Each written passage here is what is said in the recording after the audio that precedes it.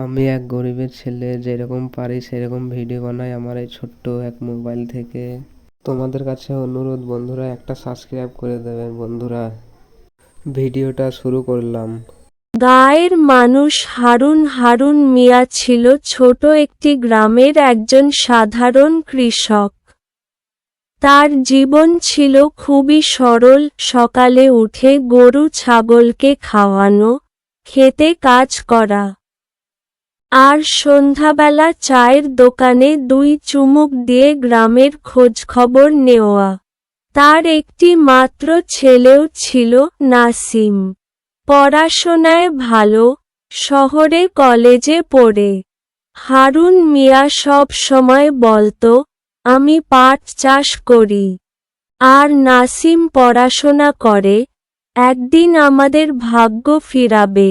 1 বছর খারাপ বৃষ্টির কারণে জমির সব ফসল নষ্ট হয়ে গেল। দেনা বাড়ল, বাজারে দামও পড়ে গেল।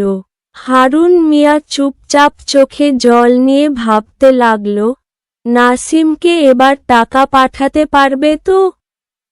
কিন্তু এই দুঃসময়ে পুরো গ্রাম একসাথে এগিয়ে এলো। কেউ চাল দিল, কেউ টাকা ধার দিল। হারুন মিয়ার চোখে পানি, কিন্তু এবার তা দুঃখের নয়, কৃতজ্ঞতার। নাসিম কলেজ শেষ করে ফিরে এলো গ্রামের উন্নয়নের জন্য। সে একটি ছোট স্কুল খুলল, যাতে গ্রামের ছেলেমেয়েরা বিনামূল্যে পড়াশোনা করতে পারে। হারুন মিয়া খুশি মনে বলল, আমার ফসল নষ্ট হলেও আমার স্বপ্ন ঠিকই ফলেছে। এইভাবেই এক সাধারণ গ্রামীণ মানুষ আর তার ছেলের আশায় গাঁয়ের একটা নতুন গল্প লেখা হলো। পরিশ্রম, কষ্ট আর ভালোবাসায় গড়া এক গাঁয়ের গল্প।